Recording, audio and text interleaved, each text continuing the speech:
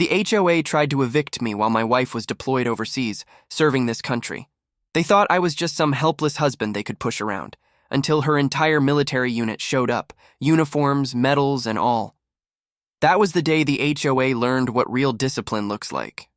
My wife, Captain Laura, had been deployed for 6 long months.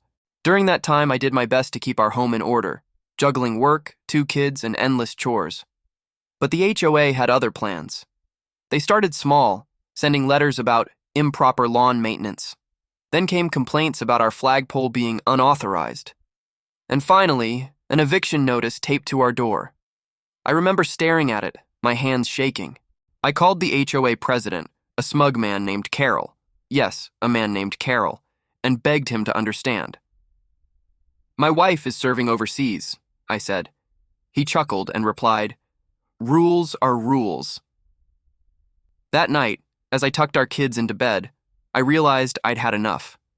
I sent one email to my wife's commanding officer, just asking for deployment verification to stop the harassment. I never expected what happened next.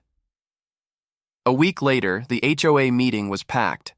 Carol stood at the front, puffed up with authority, lecturing about neighborhood standards. Then the doors opened. 12 soldiers in full uniform marched in, led by my wife, home early from deployment. The room froze. Laura stepped forward, calm and steady, and dropped a stack of papers onto the table.